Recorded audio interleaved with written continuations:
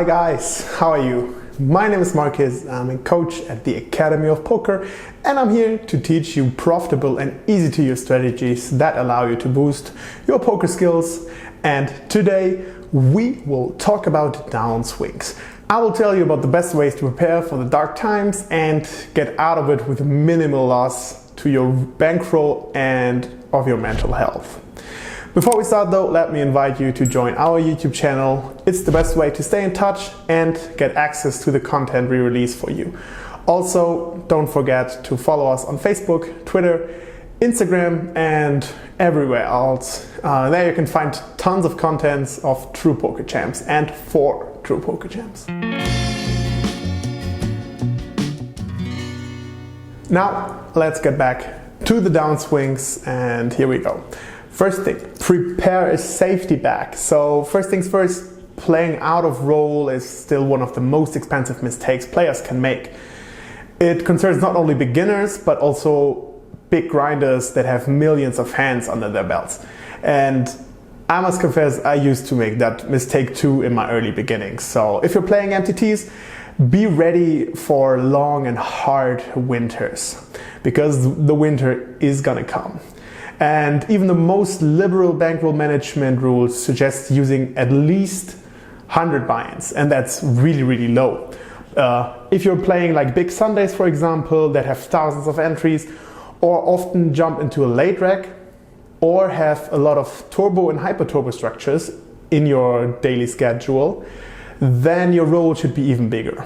Meaning, my recommendation would be to have at least 350, but maybe even better, like 500 buy-ins for those kind of schedules. Short-term results are out of your control, so you can play perfectly, but you're still gonna lose. That's what we call variance.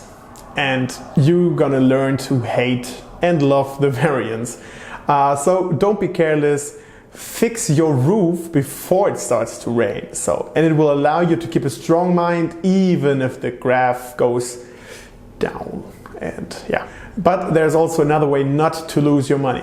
You can participate in tournaments that doesn't have a buy-in. How's that possible?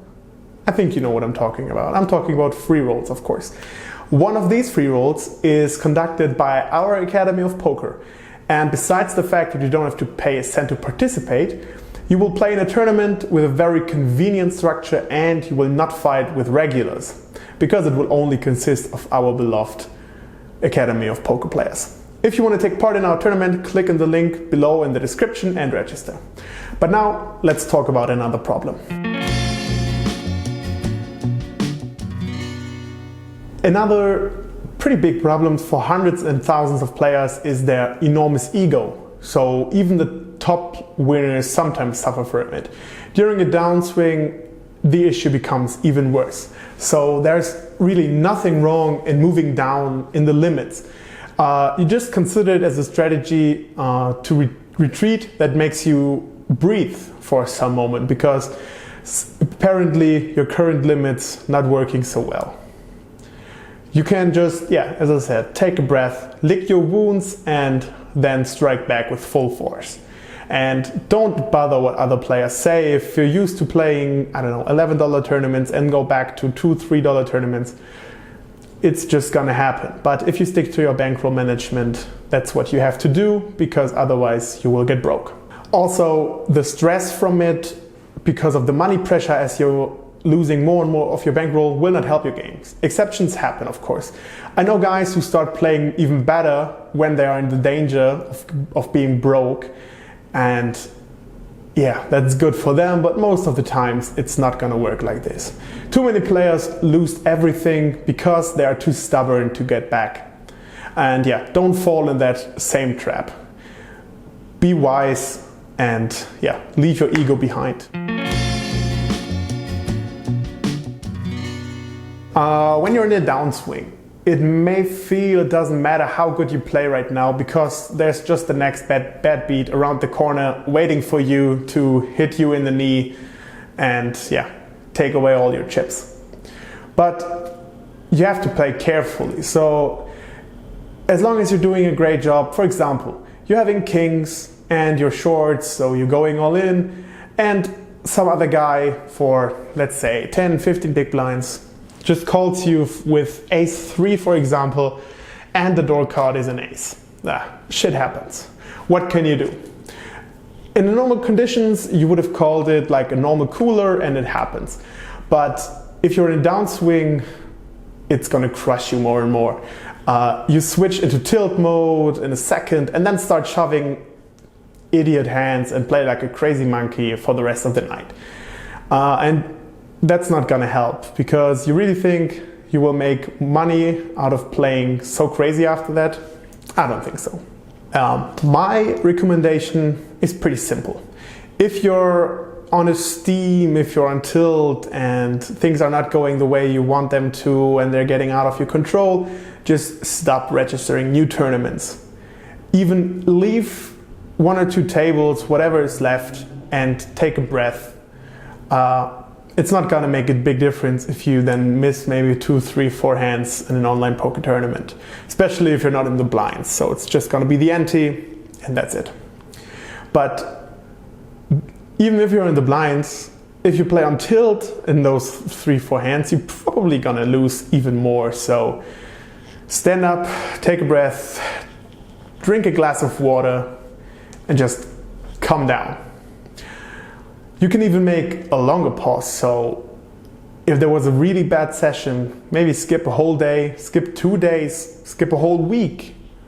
Meet the family, meet friends that have no idea of what poker is, and maybe even have a small vacation. Get out of town, see something else than poker chips and poker cards. You don't really have to bother. Like, poker will not go away, at least if you're living in the right country. Sometimes it may go away for some time, but you know what I mean. It's not gonna vanish, it's always gonna be there. So why not take a few days off to get back and feel the passion for poker again. Also, you should study a lot. Of course, it's annoying, and when you're out of school one day, you're telling yourself, I will never study anything again, I studied my whole life, I'm gonna work and so on. But poker is just a game that's improving and changing a lot of times. So you have to improve yourself and just study a lot. So especially when you're in a downswing and you're losing, you're not gonna lose money, you mostly also lose like some self-belief in that. And the best way to rebuild that is to work on your own game. Break down some more interesting hands, not only like the bad beats where you couldn't do anything, like the kings versus ace-3 hand I just had it as an example. Look through your strategy once and then once again, and watch some new videos, for example, of our awesome Academy of Poker, or read some articles. Also, we have those nice articles that tell you about changes of the game and some nice strategy. It could be that your game needs a little detached view, so maybe talk to a friend, post hand in some forums if you don't have any friends playing poker, or maybe even get a coach. And here you can get a complete guide how to do it. Maybe variance could be the only reason for your losses, but 1 more hour spent in analyzing your hands isn't an hour lost, so why not just do it? Last but not least, don't forget that you can also test your knowledges that you received in free roll from our academy. You just need to click the link in the description and leave a request to participate in the tournament. Also, of course, don't forget to subscribe our YouTube channel. Click the bell to not miss out on anything, and visit our Facebook, Instagram and Twitter page and follow that as well. You can find a lot of more tips, you can find more working strategies and some fun stuff, of course, because it's not going to be all about work in the end. That's all for now, but don't ease up. The next video is coming, so stay tuned.